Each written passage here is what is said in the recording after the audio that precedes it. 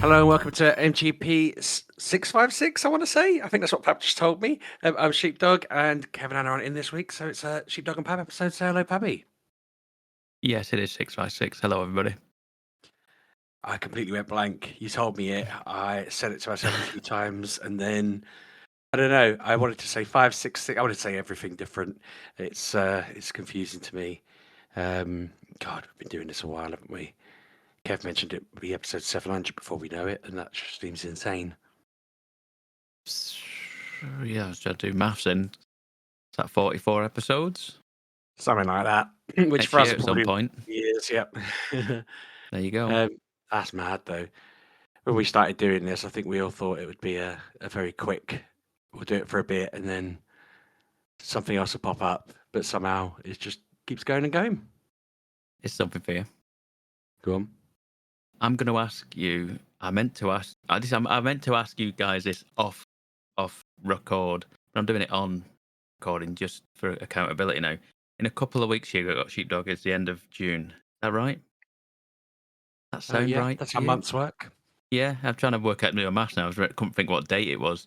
That is 6 months into this year. I'm going to ask you what your game of the year is for the first 6 months of 2026. Crikey, I don't know that I've played any 2026 games really. I don't need any answer now. I'm just giving you homework to think about it, what you've played, and what you think is your favourite game of the year so far.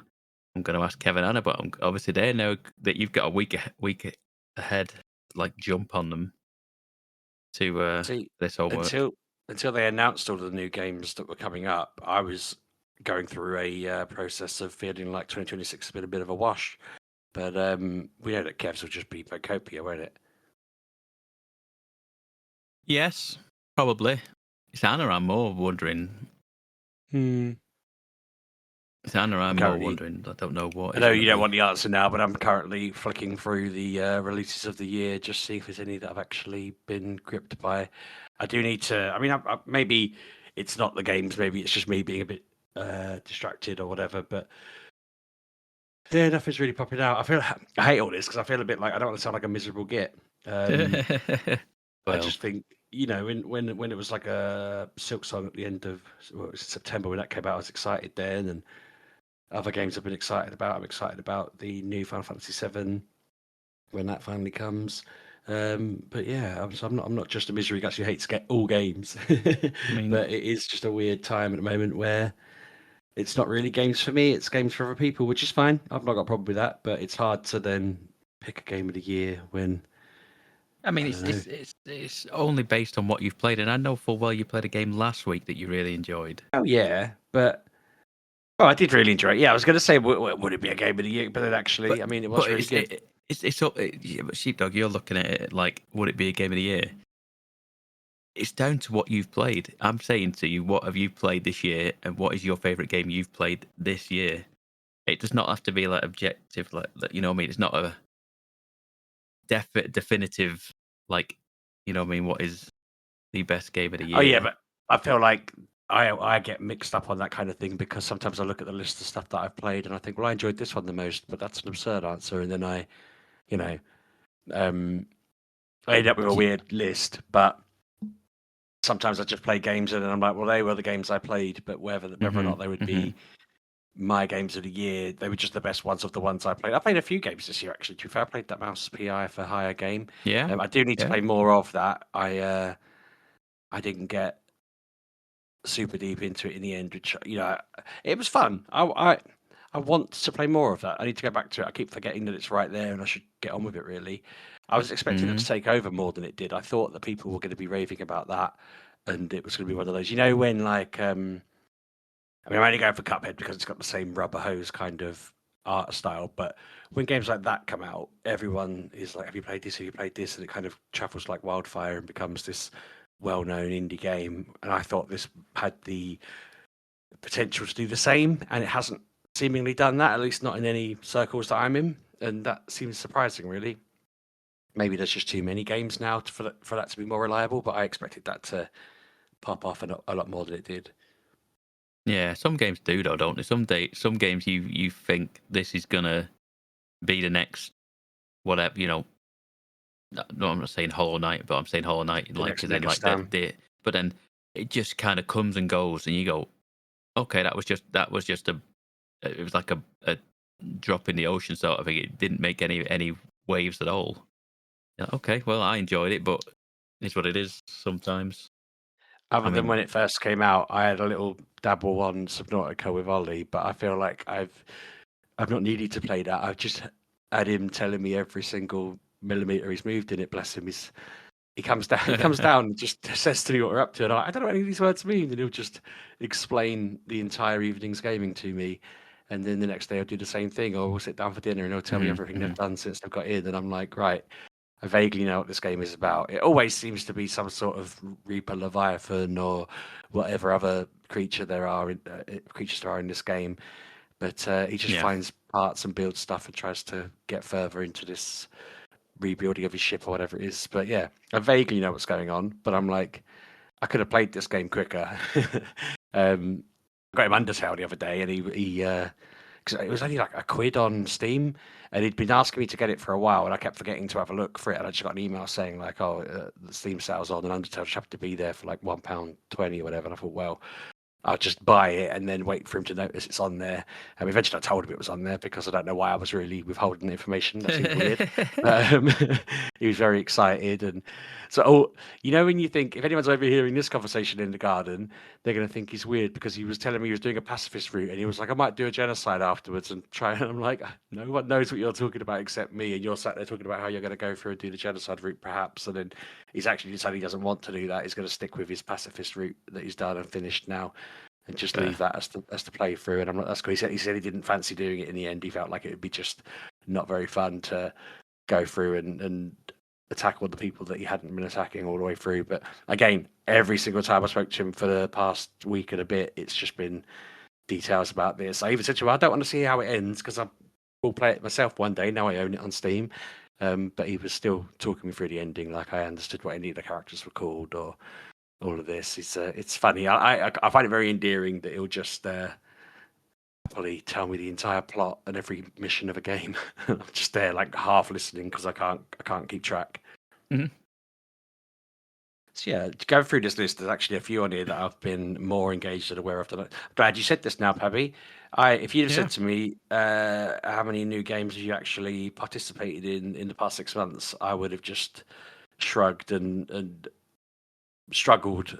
Whereas actually, now I'm looking through it and going, okay, no, yeah, I had to go on that. I had to go on that. It does bother me when I realised that I had to go on certain things weeks ago and then forgot to talk about on a podcast or something. Either I wasn't on that week or I forgot. I need to get a workbook like you have where I make notes of it every week. Yeah. Yeah. I mean, I've got my 5 for the year so far. If we did game of the year at the end of June, I'd have 5 ready to go. Which is bonkers, I suppose, but It's not bonk. I mean, you've played more it than is in the 5, haven't sense you? of Really? like, oh yeah, I have. But like you say, Sheepdog, sometimes I've got my list. I've got my list. I have a notes file, game of the year, and every single year I take the old everything off of it, change the number at the top to the new year, and then I start just keeping notes of things. Is this in my top 5? And yes or no. And It's a good idea yeah, because, like, I'll make notes when I remember that it's coming up to do our end of the year list, and then yeah. I end up just getting a little bit like, I need to put something good as number 5, even though I'm not going to vote for it. And then it's like all the games are there, and I'm thinking, I don't really think any of them were in my top 5 particularly. And it's always a bit of a rough one. Whereas I think if you have your 5 and then you're thinking, well, was this better than any of them? And stuff gets knocked down the list, that feels a lot more sensible as a way to do it, really, doesn't it? Like you can hope that stuff will beat it. What always seems to happen for me as well, on a it's a very common pattern, is that something will just drop in December that's outstanding. And like last year, it was Dispatch, and it was just like, oh, okay, so this needs to go in. And then it all feels a bit weird because Yeah. it feels like recency bias, but actually that was a really good game. And if they'd have released that 2 weeks later and it came out in January, then it would have been an easy, okay, that's one of my games of the year, hands down. It's almost a shame they don't release it in January because then I would have been able to say, oh, it's that. Exactly. exactly. Anyway, that's for future episodes. That's just me giving you a little heads up on what I'm gonna ask Kev and Anna. Are they back next week? I don't think they are. I think it's the week after because they're doing. I didn't realize that they were. So I knew they were going to Holland and Germany, but I didn't realize that it was some kind of. I don't even know how this works. It seems like it's some kind of cruise ship thing, but Germany. Ferry? You can't get a ferry to Germany, can you? No, they get a ferry to Holland. Yeah, but Got a it ferry was to like that. Holland, and then driving to Germany, and then to. Was it a ferry? I thought he'd got on like a overnight cruisy type thing, and No, it's an overnight ferry. Ah, right, okay. I was thinking to myself, how's he getting a cruise to Germany? You know, watched his videos. Well, that's what I am going by. I watched one of his videos. I literally watched like the intro to it. Right. I hear enough of his voice, but no, he said something about being sponsored by some sort of boat company, and I thought, well, how are you going to Germany by boat? But then also part of me's like, am I confused about geography? Is there? I need to get a map of Europe up now. I think it's landlocked, isn't it? That's what I thought it was. That's why I was like, what the hell? But then I was also remembering being in Germany next to water, and I'm thinking, but I do have a river through it. You have rivers, yeah, yeah. So they are road tripping around Europe, I suppose. They're doing. What are they doing? What did he say in his videos? Holland, Germany, Belgium, Denmark. So I think they're going to Lego House, aren't they? No, North Germany's not. I don't see. This is where I got confused. Then North Germany is next to water. They could get there. It's between Denmark and the Netherlands is a big old slice of Germany. Oh, there you go. Which maybe they are on a boat now time then, because they're going to lots of Lego stuff. Yeah, they're going to Austria. I mean, that's the wrong way. That'd be a right old journey, wouldn't it? At the other side of Germany, I can't remember. Yeah, that would be rough to get to if they're doing. I assumed they were going Netherlands, Germany, Denmark, or something like that. But I don't know. I don't know the itinerary. Goes right through. So, but anyway, if anyone cares, watch his latest video. He talks about it. Yeah, I don't know where we're. He's TikToking daily on his vlog channel. So there you go. Just keep an eye out on that. See what he's up to. I mean, going. I've already see, because we have a Disney Adults channel for our Disney trips and what have you. I've already had a message today saying we need a pab on these trips. We're trying to put air in my wheels, and we only got it in one of them and left the other one. It's like, what are we doing? See, that is a calamity though. I tried to put air in my old car because the wheels. It was weird. They didn't have a flat, but they kept going flat every now and again, and I barely drove it. So it was like, I'd drive it 1 week, and then about a month later, they'd have gone down slightly, and it was just a kerfuffle. I was trying to say there, kerfuffle, trying to go around all the different wheels with that stupid hose thing. TikTok keeps trying to sell me a thing that I swear it spies on you because it's figured out that I have a problem with this, and it was trying to advertise me a thing where you just hold it to your car and it does it for you. I think this is Anna saying this, and I think this is for a mobility scooter. And surely it doesn't have tyres that I don't know. It'll need air in tyres, I imagine. I imagine it's just a confusion thing of language barrier at a petrol station somewhere, and just Kev getting like, oh no, that'll do, and then we'll just got confused like that. We'll just have to live with it. It's funny because when I went travelling with him, I kind of went along to be his supervisor, but I feel like I gave him the confidence to be the mature adult of the situation because I certainly weren't. I mean, yes, you're not wrong, Sheepdog. I thought the same thing. I thought Kev's a grown up here. I'm in safe hands here. And a lot of times it was very much a Kev going, right, this way. And I'd just go, that way. No, that way. And it's like, okay, so he can play the adult, But sometimes To it's be fair, so you wouldn't have had the problem I had with him, where he was a git, where he'd say, "Which way is it?" You look up where to go, and then the moment I'd get my phone out to look at it, he'd start filming, and then they'd have a comment on there about me playing Pokemon Go, and I'd be like, "I was literally looking up where to go on my phone because he told me to do it," and then he started filming in the gap while I researched the route, and so all the videos used to have like me just standing there on my phone, and he'd be him and Chris would be telling everyone I was playing a game when I was literally looking up Google Maps because he told me to. So I'm surprised he didn't do that to you. You'd have been just like, "Oh, look at Pab on his phone all the time instead of joining Disney." But yeah, no, that was good. That I feel like that got me into wanting to go to places. I've been saying to Mrs. Sheepdog that I want to go to Amsterdam. Basically, I saw a chip shop on the TikTok, and I want to go to Amsterdam and have their chips now.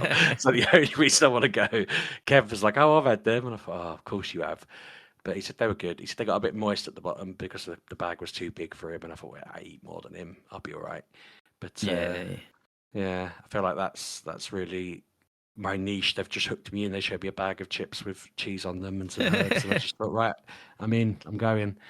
I need the Looking up energy and ferries. time and funding, but yeah, need Mrs. Sheepdog to arrange it all and tell me where we're going, so I have to think about it. I haven't got the energy for all of the other stuff. Indeed. You do what So Kev yeah, doesn't just ask for old Chatty to do it for you. he knows I don't like all that.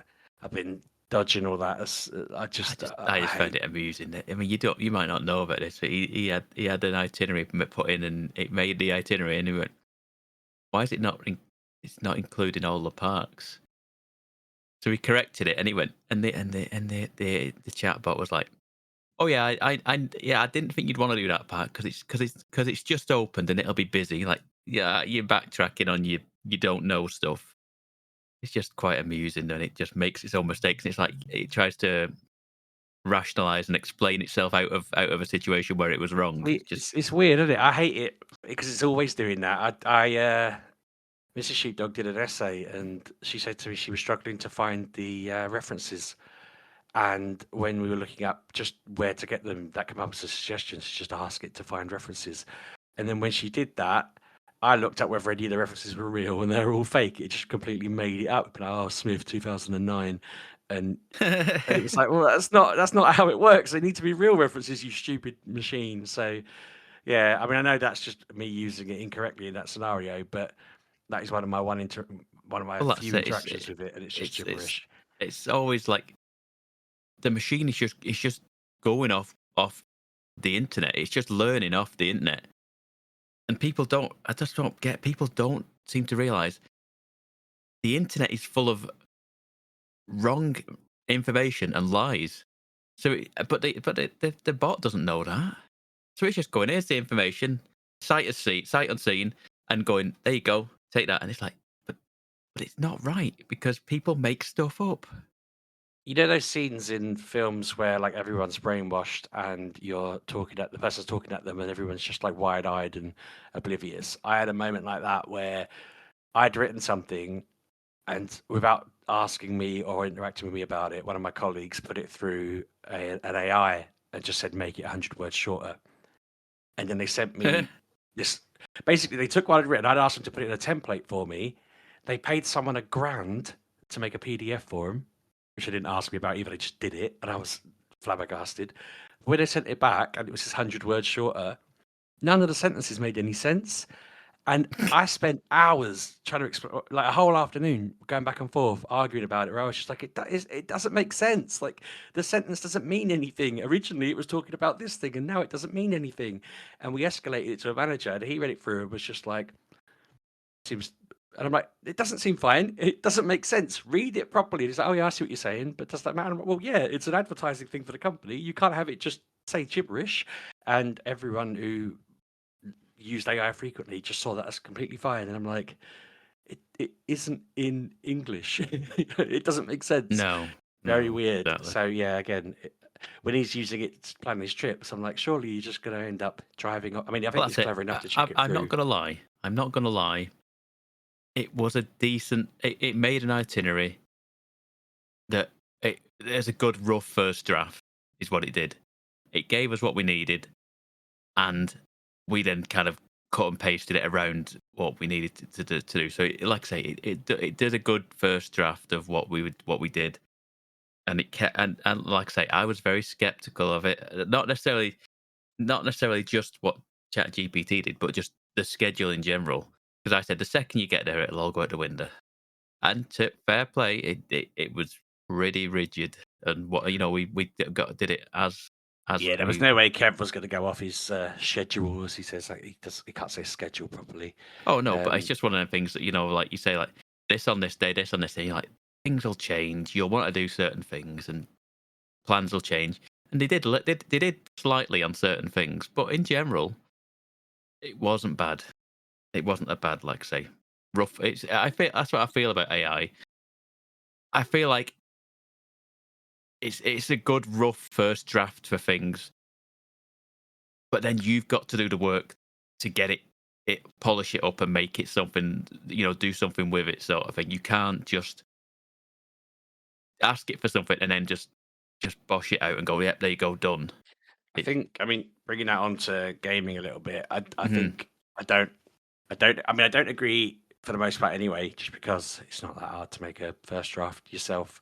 But when it comes to creating stuff that's meant to be fun and creative and artistic and all of that, I just despise the fact that there are companies out there who have completely missed the point of why they exist now, and are just kind of going, oh, make me a game, and they think that's okay. They think that, oh, give me a character that I've vaguely described, and I'll just run with it from there. It's like, what are you doing?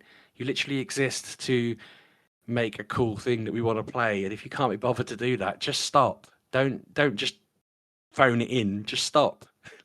Go away. Let other people do it. It's so weird to me. I'm in a lot of writing groups as someone who obviously writes a lot, and the amount of times you get people going, "Hey everyone, check out my book," and it's like the most ugly AI cover and AI like write up of the book, and everyone's like, "No, go away. You're not an author. You're not a writer. You haven't done anything. You've just told it to write you a story about a vague idea you've had, and everything about this is trash." And they always do the same thing of, "Oh, stop gatekeeping, stop being mean," and it's like, no, go away, because if you can't bother to make it, we can't bother to read it or play it. And the game industry at the moment is very weird to me that anyone thinks it's appropriate to be trying to just prompt their way to a game. It's like, yeah, I feel like the majority of the industry isn't on board with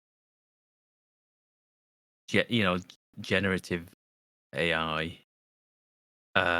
It sucks that there's about to be people who are thinking about this the moment we've started on this topic, but it does irritate and itch my brain that one of the big things that people associate with Claire Obscure now is the fact that they had that one AI generated poster in the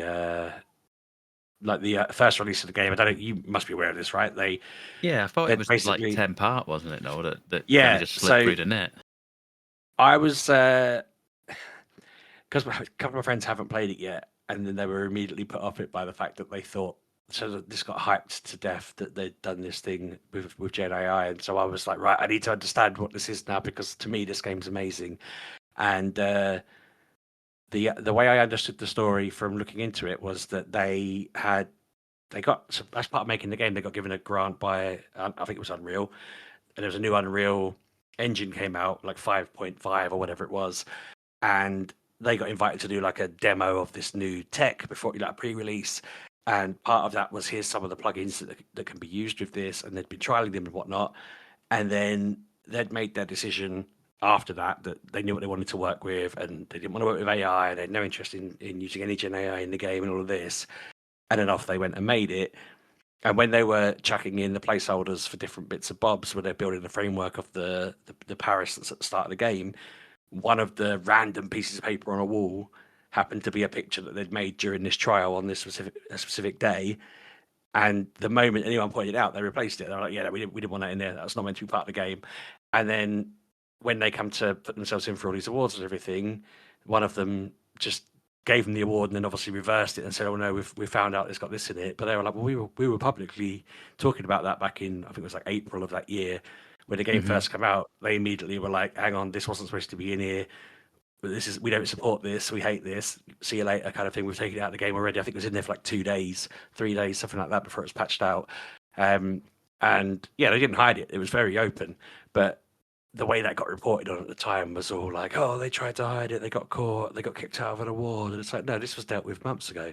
It's just it wasn't a big fanfare because there wasn't a scandal around it, you know.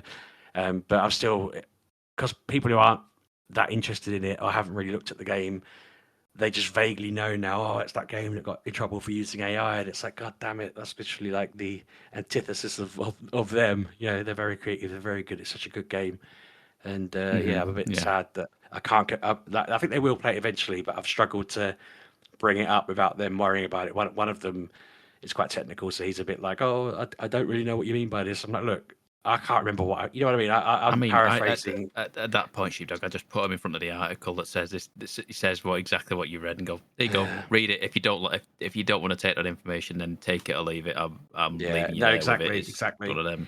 I think they're also trying to be a little bit like this game's too. I don't know that particular person. I feel like sometimes they're trying to be a bit too like this game's too mainstream now, and I'm like, oh, whatever. I'm not going to bother.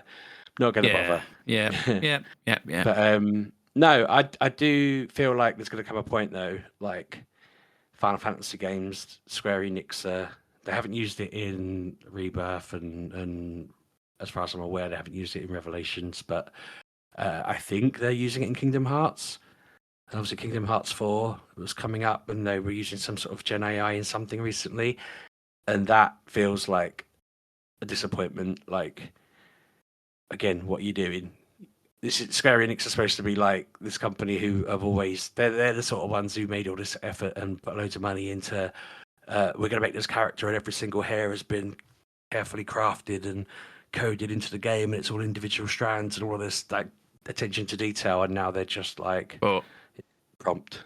yeah, but they're also the same company that complain that the games don't sell enough and they don't make enough money. Yeah, well, So yeah. they're now So like, well, now we've got to make our money back by having the AI bots do half the work. I just hope it Hopefully backfires. not. I hope it just, you know, if I have to watch like Final Fantasy 17 be an absolute flop to get to the world I want where they're not doing that anymore, then fine.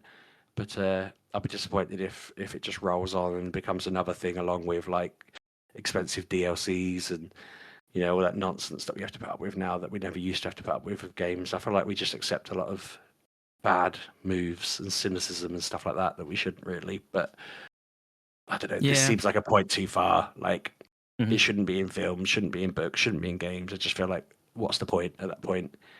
It's meant to be impressive because you're seeing someone's creativity, not because, you know, whatever. Yes. Anyway, Mhm. so I was nearly doing half an hour on. Yeah, soapboxing. Yeah. You can tell. So just for the listeners' benefit, I mean, I said to Pab before the show. So what I've been playing this week is, I basically wanted to complete Pokemon Home, all of the different tasks on it, which meant catching everything in every game that's been on the Switch. And so my entire week was spent grinding through Shining Pearl and the Let's Go Eevee game, to the point where I had everything except like 5 games from Let's Go Eevee, 5 Pokemon from Let's Go Eevee, sorry, and there was no trades for them on Home. And I found someone on Discord who had a couple of the ones I needed, and then I managed to do some creative trades on Home itself. Once I sort of found someone who had the things I wanted, but it took me so much time. And then since then, I've kind of just been. I know what I want to play, but I keep trying to look for good deals. A friend of mine's been trying to get me to play Near Automata. I want to say, is that how you say it? Automata. Yes. And Automata. Yeah. Automata. Yeah. A friend of mine wants me to play that. And then when I was watching the Games Fest thing, they had the guy who made Shadow of the Colossus, and it reminded me. Oh, do you know what? I had the name right in my head and I forgot it. He had another game that looked really good where you've got like this giant dog thing you're supposed to be walking around with. Last Guardian. That's it, Last Guardian. That's a And PS4 so game. Yeah. yeah. It's a good So one. Last Guardian and Nier Automata were two games I've been trying to find copies of that aren't like 30, 40, 50 quid because I thought they're old games now. There must be I looked on like PSN or PS Plus, sorry, Game Pass and so forth, and I Oh right, thought, yeah. you know, not that I'm trying to be tight, but I was also kind No, of no, like, no, no. I mean, you makes know, sense. they must be on one of these, but they weren't. And then I kept getting bogged down on. I'd start searching for it, and then I'd get distracted. And so it's a weird one where if I'd found it straight away, I reckon I'd have been playing it non-stop. But every time I went to get it, I'd be like, right, where is it? Where am I going to get it? And I found it on PC, but I thought I don't really want to sit in my office and play PC games at the moment. Um, Okay. I keep going on tangents in my head, suddenly thinking, So, I need to get a laptop. I need to buy a gaming laptop so I could just sit in the other room. so I Yeah, mean, go on, Pab. the Steam sale starts next week. Yeah, see, I Summer almost Steam sale. So I mean, you want to keep an eye on that. But then that usually could be wrong. But that usually prompts the other ones, your Xbox and your PlayStation, to also oh right, I fire see up what a you're saying. sale as well. That'd be So I cool. mean and PlayStation forever is putting up sales anyway. I don't check Xbox as much as I probably should, but I do check PlayStation semi regularly, see what the deals are on. And Nier at this point must be, like I say, it's a PS4 game, so I I can't thought I imagine found it it for a being bargain, and then it turned out it was just even though it listed the title when I got finally into it, I was about to buy it. It said it was just a DLC, and I thought, well, that's really dodgy of you, random website that I was looking right. at, Yeah. because it had made it seem like the game the whole way through. But no, at least I was aware enough, alert enough. I am thinking as Yeah. well. I'm due some money from the comic. We sold quite a few copies of it now, and I Mm-hmm. was thinking it's mostly enough most of the way there that I could probably get a Steam Deck if I Yeah. wanted to, assuming they're available. But I'm weighing that up as an option because then I could play them on that in the Steam sale and everything. Um, I'm sort of I keep going back and forth on that because I know that it's better than the Switch 2, but I am enjoying playing the Switch 2, and I could just crack on playing games in that and on the other consoles. But I do I keep don't. wondering. I'm just looking up Steam Decks. They have gone up in price, and I kind of trying to To be find. fair, you did say that.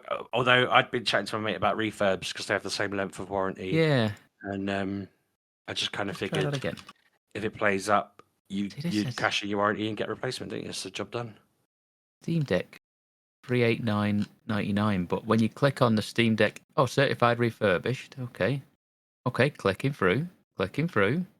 Out of stock. Yeah, I know. All out of stock. I've The got an only alert. thing is, They update it yeah. every day. I don't know All why right. I'm taunting myself with the alert because it'll go off and I'll be like, "Well, I can't buy it right now. Like, why are you telling me it's there Yeah. now? I'm not going to buy it." Yeah. But eventually, I figure I'll just 1 week I'll be on and I'll say, "Oh yeah, I got it." Um, yeah, Good. I just Keep an eye out. that's Yeah. my main stuff.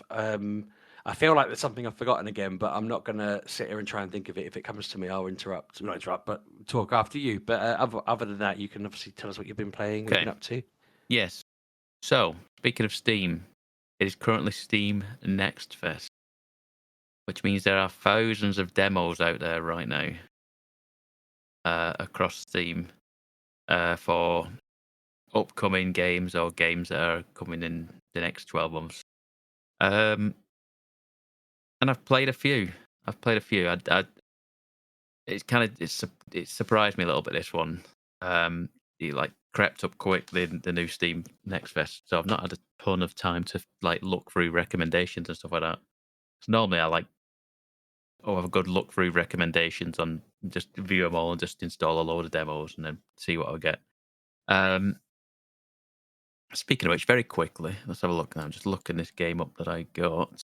The last Steam Next Fest, I played a demo for One Move Away, which was like, do you remember Unpacking? Was it Unpacking? Remember that game, Sheepdog? Yeah, emptying the box around the house. Yes. Yeah, So it's like that, but in the opposite way. Well, no, it isn't actually. That's a good point. It's sort of like more of a first person kind of 3D unpacking because no, yeah, unpacking was more like a diorama, wasn't it? Pixel art. this is more realized, but like the demo was like you're moving to unit and you're putting all your stuff into the back of your dad's car to try and do, but you're trying to, but it's like almost Tetris like where you're trying to like arrange all your items and slot it into the thing so you can shut the boot and stuff like that. That was the demo. Anyway, that was the demo. Since bought the game, the game came out. Let's have a look on the store page very quickly. Store came out end of May. That the game came out at the end of May. I've since bought that. I only played it. I've played about an hour and a half. It's got mixed reviews actually, which I find very odd because I really enjoyed the demo and I've so far I've enjoyed the game. Like I said, this wasn't even on my list. Just remember now looking at my demos. Yeah, I like the very kind of like no real stress in the game. Just picking up items and trying to solve the puzzle of fitting all these items. Like the first one is moving to uni and you're putting items in your car. And then I think the second one is maybe moving out of uni. So you're then putting stuff back into a different car, and you've got more items. You've got tables and chairs and stuff this time and stuff like that. I think the third one is moving in with somebody. So you're moving all your items and trying to fit it all onto like into shelves and cabinets and stuff like that. Yeah, I just enjoyed that. I've enjoyed what I've played so far. I need to get back to that. Anyway, Steam Next Fest. This is what I'm saying about. This is proof that, like I say, I find these Next Fest games, and if I like them enough, I'll buy them when they come out. And One Move Away is proof of that. Anyway, very quickly, the first one I played was a game called Sensory Overload. Doubt you'll have heard it. I only heard it like saw someone's recommendation on. I'm familiar with sensory overload, but go on. I think it was like I think I saw it on Blue Sky or Twitter or whatever it was. Someone's recommendation of this game. And it seems like it's a bit of a score chasing game. Have you heard the concept of like a dropper sheepdog? I could think of many things that would be defined as a dropper, so I don't know. Like I've so in the context, I think of like I've seen some like YouTube videos of people playing droppers where it was predominantly like Minecraft droppers where you drop through like and you have to like navigate through obstacles and land in the water at the bottom or whatever it is. You get what I mean by that? It's effectively one of those where you are kind of like first person falling through like this, going through this like it's almost like a tunnel, and there are a series of obstacles, and you just have to kind of navigate your way. You are falling down through this tunnel, and you're trying to navigate your way down, Right, and I guess depending like if around the there is obstacles. depending on where you land, it would probably. It's not even like land. It's not even like landing. It's just like navigating your way through this never-ending like tunnel that's just you're falling. And I think it's either score based or it's level based. I think there were some levels in it, but I never got past the first level. It just seemed impossible. It felt like I was going forever, and it's like it just feels solid. But it was giving me that kind of vibe of like score chasing. Like what was that game that we played? I've suddenly gone blank on it. The phone game that we played that was like red, and you had like what was it called? Sheepdog, the mobile game from years and years ago, and it was like red and black, and it was very 2D kind of not hexic, super hexagon. You know what? I was like, "What's the shape? What's the shape?" Because I was like thinking Pentagons. Yeah, super hexagon. Do you remember super Oh hexagon god. where you Yeah, I where love you that. like you were like just it was like The almost music on like that was score. insane. It was like score chasing and trying to beat your own time on it. Like how like it's a little bit like that. Not in like how the gameplay is, but like the same kind of like feeling I got from it of like, okay, let's go again. Like you fail it, like you hit a wall or a barrier or an obstacle, and you're like, okay, we go again, and we just do it and can do it and do it and do it. Yeah, so I was getting a bit of that with it. So I was like, okay, and eventually I just went, I've got to put this down. I've got to play other demos now at this point. I need to play some other demos. The other demo I've played, it's just been out. I think they announced it at Summer Games Fest actually, but it's in the the Next Fest demos is the Onimusha Way of the Sword demo. I did mean to put it on my download list from last week whenever the Summer Game Fest stuff was on. I just forgot. I was like, okay, well, there's a good chance for me to do it. It's another Capcom game from this year. It's coming out in September, I want to say, and it's all right. It's all right. It's feels like a Capcom game in very many aspects. I've never. Did you ever play any Onimusha games back in the day? I never did. I I don't always think wanted I to. have. I always wanted to. They were PS2 and maybe 3. I can't remember, but yeah, I always wanted to play the Onimusha games and never really got into it. There was the samurai sort of ones. I Yes, was saying samurai. I mean, there's a long sword. samurai, and you kind of like Yeah. you have like a vacuum kind of thing that sucks up all the souls and stuff like that out of the air. All the enemies like give off these little like gem orbs and stuff like that. And you kind of suck a vacuum all up, which is quite cool. It looks very pretty. Yeah, it's probably about 45-minute demo. It was all right. It was okay. I played it on the easy mode, which felt a little bit easy to be honest with you. Maybe I would play this on the standard difficulty because I was just like even in like the tutorials, it's because a lot of it's tutorial. I imagine it's probably roughly the start of the game, but a lot of it's tutorial. And even the tutorial was just kind of like you do this, and then I didn't do the thing, and I ended up killing the enemies regardless of me trying to do the certain moves it wanted me to do, and it just kind of went, yeah, okay, carry on, whatever. And I just kind of just mashed the buttons until I killed all the enemies. So I might play it a bit differently, but yeah, it felt all right to play. Didn't have a jump button, which I found very odd. And I was like, oh, I suppose Resident Evils don't have a jump button either, do they? I suppose it's just one of them things. But yeah, it's one of them that it's like a very much an action. Feels a little bit like if Resident Evil was more samurai and ninja based rather than like stealthy survival sort of thing. And it was all right. It was all right for what it was. Whether I'll get it or not, I do not know. We'll see when the game comes out. I might do because Capcom's having a year at the minute. Capcom's on like a historic year this year. The way they're releasing games, so we might get it. Who knows? Anyway, the only other demo I've played from the Steam Next Fest is let's have a look. The game is called Restory. Have you heard of Restory? I doubt you have. Don't Because think I so. only found out about it yesterday. I looked it up and I was like, okay, this is a cool little game. The full title is let's have a look. It just says Restory on the thumbnail, Chill but it's electronic repairs. Is yes, that one? Yeah. chill a lot electronic repairs. And you just have like this little repair stall in I want to say Tokyo.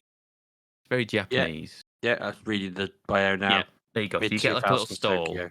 and you're setting up this stall to do repairs, and then every now and again someone just comes up to the front of your stall, and then like there's kind of like a very loose story in it, and I can't say whether I like it or I don't like it because I just want to take me little gadgets apart and fix them. I feel like my dad would enjoy something like this. And not Yeah. to tangent too much, but I don't know if I said on the podcast, but last time I drove my car in London, I drove around a corner and there was a loud bang, and Oh part yes, of you did. Yes, my I car remember went this. flying off because I bumped into what's called a sleeping policeman. It's not a person; it's a little lump in the road. But I showed my dad the part, and he was like, "Leave it with me, I'll sort it."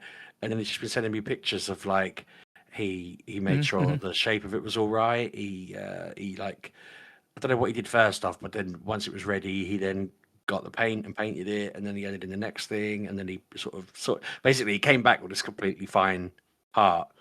And I said to my wife, like, how long has he been able to do that? He could have been, I could be driving far more recklessly than I am. Now I know that he can replace the parts for me. But B, like, we've had loads of things over the past 10, 15 years that he could have been replacing quite easily like this. But Yeah, I was well yeah. impressed with his work. We put it on the car earlier, and it just looks fine. But I'm thinking I might have to tell him that there's games out there where he can sit there and learn to do this with consoles. Because when Ollie has his handheld thing and he was playing it, and he stood behind his brother. I think I said on the podcast before, his brother just like lifted his own foot above his head and kicked Ollie. The console fell out of his hand, and so that was with Grandad for a couple of weeks while he tried to repair it. Unfortunately, couldn't repair that one. But Oh, yeah, maybe if he played this game, I bet looking he at could if he the look if he had if he get a few YouTube videos on how to do it. yeah. I bet he'd be right into doing that. Yeah, that'd be all right. But this does look fun. I mean, in the pictures, Yes, he's using a toothbrush to clean a smashed up yes, yes. DS. By the looks of it. So like the core of it is like initially like your landlord turns up and is like, this is how much money we've arranged a week or whatever it is, and you're like, okay, fair enough. And you're like, because see, okay, so there's like mechanics of like money. You think you need to earn a certain amount of money. It reminded me a little bit of like what are them games, Sheepdog? The ones where you have like multiplayer and you have like 3 days to get the money, and then you have to go see the boss or something like that. All very much like the friend slot type games that we never really played. Why am I drawing a blank on them I Sheepdog? feel like this is the premise of most games, isn't it? I mean, even Animal Crossing has a I've given you a bit of money, you've got Oh to no, come but back. it's like one of them things of what are them games called? I can't remember what they're called. While you're trying to think of that, I'm wondering whether they've got a bottle of Malibu in case someone brings a Vic 20 in. I mean, they've got many tools in there, and we'll get to it in a minute. Can't remember what they're called. They are people are probably shouting at the phones and At their the wireless. MP3 players now. Yeah, at the wireless. Yeah, I can't remember what they're called, man. I don't know what they were called. I'm just scrolling through my list, going, did I buy any of these and never played them? I might have done. I feel like we could Uh, probably move on if you can't remember it. I don't remember what they were called. It's just going to annoy the hell out of me. Uh, I'm gonna make no, sure no, there's dead air until you I'm think it just out. looking through my list, going. I must have bought at least one of them. No, it's not. For Fall Guys on it. Bloody hell! How far back is this? No, it can't be this far back. But anyway, it's one of them games that's like, like them. Yeah, I was gonna say it again. Yeah, there were multiplayer games that, like, say, triggered like the friend slot thing, where you all have to go into like a scary, like a haunted, almost like a phasmophobia, but not a phasmophobia. But like you go in, collect a load of items. You have to collect a certain amount of items to sell each day to earn like a total at the end of the 3 days you are out scavenging, sort of thing. I can't remember what they're called. Just drawing a blank. But anyway, it gave me that sort of vibe of like, you need to earn this much money by the end of the week to pay off your boss, your landlord, sort of thing. And there's also like a loose story of, don't stay open past this time because there's been a load of break-ins and load of fuggery on it past this time. And so it's like there's like a loose story, and I'm like, I kind of like that fact that there's this story going on, but I'm also like a point of like, I just want to do me gadget fixing and fix my stuff up without the worry of me constantly clock watching, having to look up, stop what I'm doing, look at the time, and going, do I need to shut now? I want to finish what my job is, or do I need to shut up for the day and come back to this tomorrow, sort of thing? You know what I mean? But I also think that's part of the game.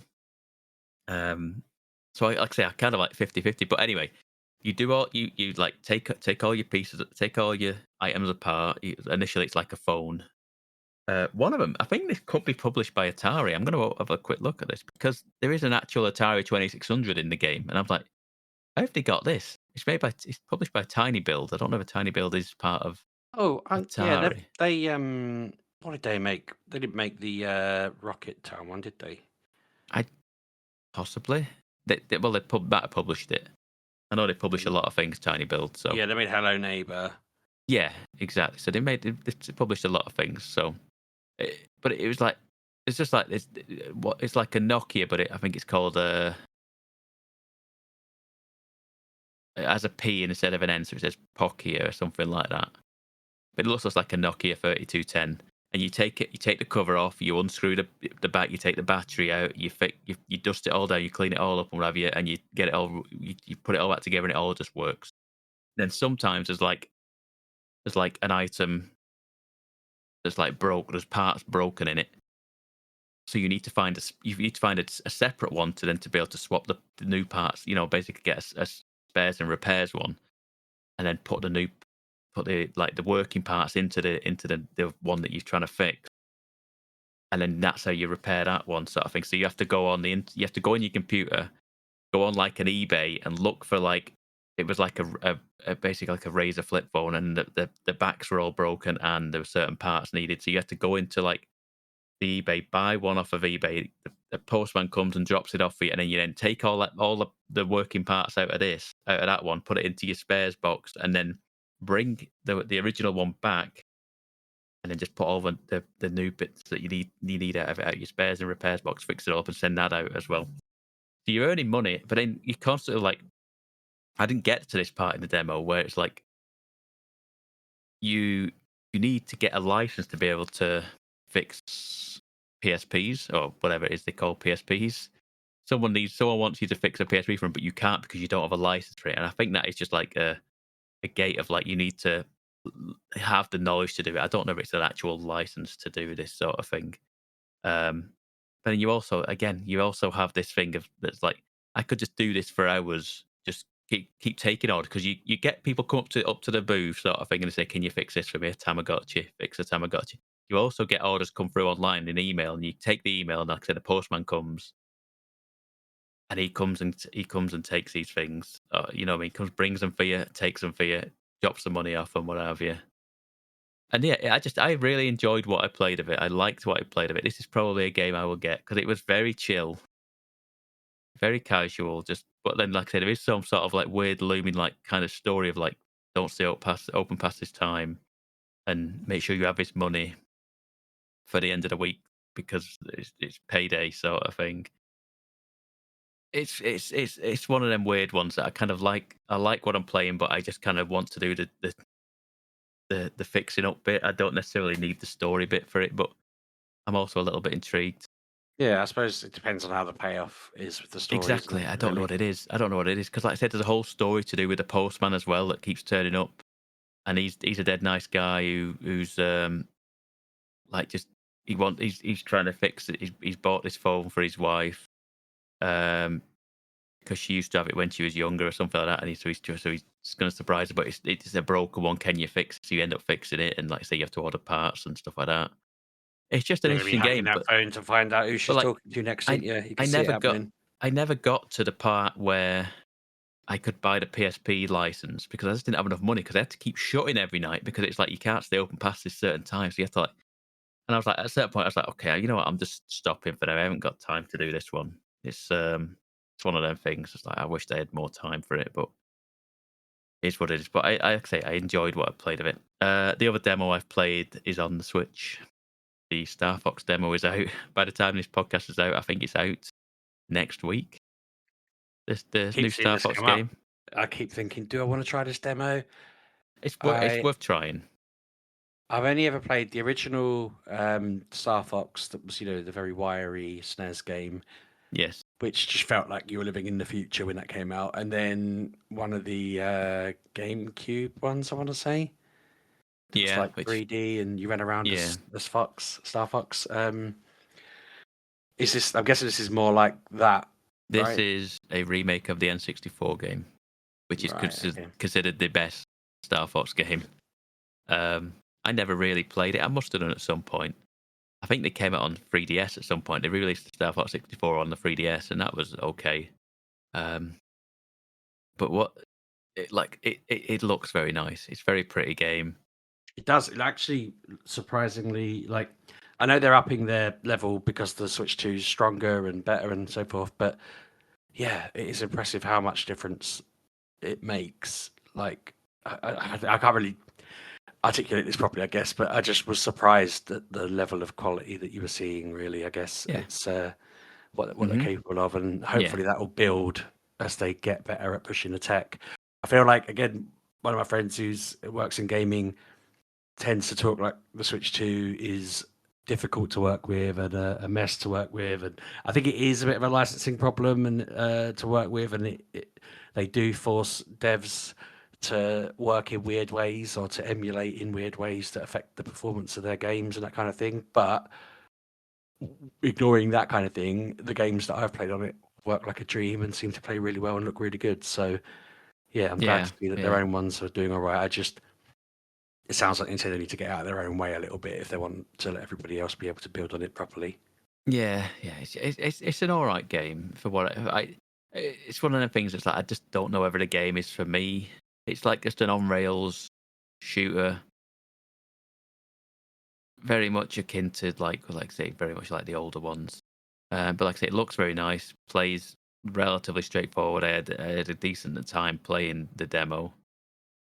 And like I say, it is just a remake of that N64 game, which apparently you can finish in about 3 hours. So it's not a huge game either. But I think there's multiplayer in this. I think there's multiplayer or something in there. There's added content in there from the original one. Um, it's just I don't know whether I'll be picking it up on release because it's like I think it's still 42 quid, and I was like, yeah, do we need the? I don't. If it goes into a sale, which it might do at some point. Notoriously, Nintendo don't put the games on sale, but who knows? Is open. Yes, they're hoping that if people snap it up and are really like, "Yeah, he fucks his back," then they'll want to do more. But if people are just like meh, then obviously that's a bit of a sign. Yeah, we'll see. We'll see. It's, like I say, it's a very well regarded game, For regardless of once, the I remake. So remembered what that other game I wanted to mention was. Have you got? Do you want to finish what you were saying, and then I'll go through no, this? go on. You can do. You can go. I don't know if you saw earlier. I popped in the chat suggesting Kev play this on stream, but my friend sent me this. I mean, it's a browser game, but it's so addictive, it's ridiculous. So don't go on it unless you've got time. It's called 38 hyphen. Is that what the little line minus sign's called? 38 hyphen 0 dot app. And basically, it's a football game where basically you get to choose your formation. So you got like 4-3-3, 4-4-2, so on and so forth, and then you can set the difficulty. So easy mode, you get re-rolls. Normal mode, you get one re-roll. Hard mode, no re-rolls.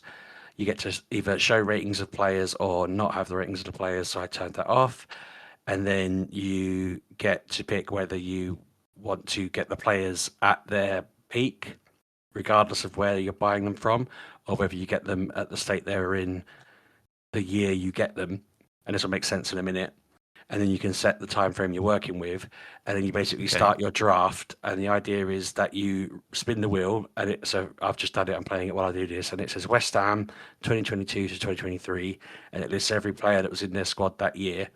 And then you have to pick a player and put them in a position. So I've got Declan Rice, central midfield. He's rated 88 apparently, and then you roll again, and I've got Manchester United 2011 to 2012, so I can scroll through that and pick a player from that team that year. So let's put Wayne Rooney up front, and you basically repeat that until you've got your full squad, and then you simulate the season essentially, and it tells you how your team would have done Oh, based on that. okay. You can set up like a multiplayer table to say that. So what got me with it was that my friend said, I've created a mini league, join it. And then they all got like scores in the 80s where their team had got 80 points through the season or whatever. And so I was like, right, I need to do this and lay down a good score. And so I got a score of 90 points for the season and then went to bed. And then the next morning, someone had got 93. And we're like, yeah, we knocked him off the top spot, sorted. And then I immediately got 94, I think. And I think I got 93 as well, but I was ahead of them on goal difference. So then everyone was like, oh, for God's sake. So Right. they went back. But then one of them ended up doing a season where they got 97. And then I spent like an hour and a half today trying to beat that score. But because it's going as far back as like the dawn of the Premier League, you've got like Oldham turn up, and there's a bunch of players I've literally never heard of, Right. or Yeah. Sheffield United and people like that. I mean, Wimbledon from '94 to '95 are here, and I'm reading through that thinking, I don't know how any of these players are going to rate against Ronaldo at his peak and that kind of thing. I see certain players and I think, well, they were a good player, but then the game's only rating them I don't know, an 80, and it's like it's not quite going to be enough to get me, 100 points in a season. It's simple, but it's fun, and they've got like a World Cup version in that same 38-0.app address. Yeah, there's different game modes. You could change settings on it to make it easier or harder, and it was a proper time sink because it feels a bit like. You remember when like Wordle came out and everyone was suddenly playing Wordle all the time and it swept around a bit. Still am. I feel like that's what happened yesterday. Is that someone mentioned it and then lots of people were mentioning it and then I was sending it to people and then other people were telling me about it and I feel like all the footballing places that I go on have suddenly discovered it. And even on their website, they were saying we've been like inundated with players. We're keeping it online properly at the moment, but it can but it's fun. It's good. I think it needs a better name. But Well, yeah. I mean, I'm guessing it's like 38-0 is maybe what they're going for, and it's like trying to win all the games in a season. But Oh yeah, I see. Yeah. Okay. Yeah. yeah, It just doesn't. It's not a very. I can't imagine it being having great SEO on it, but no, but 38-0. yeah. Is it an actual? Have we done an actual app for it on the phone or anything like that? That'd It be does actually useful. mention on there actually something about getting the app, which I didn't realise until just now. So hopefully there wasn't too much background noise there. My son just burst in to ask if he could have crisps. But yeah, on iPhone and iPad, open the 38 to 38. Oh, so it is on app, phones then. sorry. Okay, I'm more inclined to do it than go on the website, but yeah. Yeah. But it Okay. works in Chrome, so it's easy to access. But Yeah. yeah, you can set up a little table with people. If anyone listening plays it and wants to challenge me, chuck me a league invite, and I'll come in and do my best. There you go. I'm hooked. But yeah, There you go. over to you, Pabby. Do you anything else Yeah, you I've want only to got a couple of other things that I want to bring up. I finished 007 First Light. Nice. Was it a good ending? Did you feel like a good game overall? Yes, very good. I think it's possibly up there for Game of the Year right now for me. Like I say, I brought this up at the start of the show. It's probably my number one right now, probably. And the more and more I played it, the more and more I got invested in it. The story is it's a very good story with like the the mechanics and stuff like that of a Hitman game and the like cinematics of an Uncharted game, and it's just really cool. I think like last week I got to the point of like I was playing the game going like come on, it's either I'm ready for it to be over or I want it to ramp up, and it definitely did ramp up a lot. And like there's only probably I want to say maybe 7 levels, I think maybe, but they're really good. They're really good levels, and the options you get in them levels are just cool. And yeah, it's just very cinematic, very very well made game that I've enjoyed very much. 15 hours or so, I think it's about 15 and a half hours I took to do it. Yeah, it's well worth the entry fee for this one. It's a good game. And because I finished 007 over the weekend, I was like, no, I've been at a bit of a loss of what I'm going to do. I want to go back to Pragmata at some point and finish that off. I will do, but I need to just take a break from third person kind of shooter games at the minute after finishing First Light. So I went back to Forza Horizon. Ooh, I keep meaning to download this because I just fancy it. I can It's on see the Game Pass, racing. yeah. Yeah. It's very good. And yeah, I've got my, I think I'm on pink wristband now, I want to say. Maybe I'm on like fourth or fifth wristband now at this point. Maybe fourth. And yeah, I've just kind of dug into it. Like the new season's about to start as of this podcast. Like recording, the new season starts tomorrow of like the seasonal challenges sort of thing, and like you can unlock cars through doing the challenges that every I think there's like a new season every week. Like it means like a season, like I mean like the winter, summer, spring, autumn. Each week there's a new season, and it brings up a series of new challenges, and the weather obviously changes within the map, within the world as well. And yeah, it's just cool. Like I say, I'd finished enough of the seasonal challenges to get the car that's on like the front cover of the season which isn't like there's still tons more in there I could do, but I'm like, okay, I'm happy. I've just got this car. That's enough. Because I've already missed. I missed because I'm like didn't play for 2 weeks. I've missed 2 weeks of the season to do the other challenges, so I'm not gonna be able to like 100% complete all of the get all the unlocks. But it's not the end of the world. I got like the main one that I was after, so it's fine. And yeah, I've just been kind of chipping away at it. I've been slowly buying more and more. I've like accrued like 4.5 million credits or whatever it is now, in-game credits sort of thing. It's just like so I've now just started buying the cars just to collect them at certain points. Like because I enjoy going finding like the roadside vendors that are just selling a car. And initially I was like, I'm not buying it unless you've tuned because some of the cars are like they've tuned up a bit, so they're a bit better than stock cars. But like and they sell them at a discount as well than what you buy from the auto not the auto trader, like the actual showrooms that they have in the game. I've just been like, yeah, okay, that's a good one to have. And yeah, I've just been doing I've been going around the map doing like the seasonal stuff, and then finished all the seasonal stuff that I wanted to do, and then I was like, okay, well, let's work towards the next wristband. And like I've put like 26 hours into this game. I don't think I've ever put this much time into a Forza Horizon game ever. But yeah, it's just kind of the game that It's is my nice, though, isn't it, go-to game.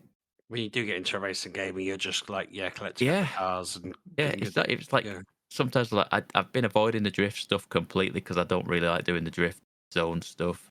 So I'm like, okay, but there's plenty of other stuff in the game. I've been doing all like speed traps, speed zones, the danger signs where you've got to like that get distances on like these massive jump. Um, just doing all different things and like trying to figure out what cars I need to do these certain races and stuff like that. And it's yeah, I've just been having a good time with it, and yeah, it's my go-to game at the minute. Um, until like something new on the horizon is coming, but there isn't really a kind of hitting that summerish slump now where all the games have come out just before pre SGF and what have you, and it's like okay, then the games might slow down now until August into September. So yeah, that this might be my go-to game for a little while. Like I say, I do want to get back to Pragmata as well. Is also on my list, by the way. Um, yeah, other than that, that is your lot, sheepdog. So Yeah, and that's one. So, shall we wrap it up? our usual wrap up. You can find us online at Mgukpodcast, or you can find me at Sheepdog6K everywhere. Yes, and now at Pab 1986. And that's everything we say, isn't it? So we'll be back next week. Kev and Anna are back the week after. Have a good week, everyone. Yep. Thanks, a lot, folks. Bye bye.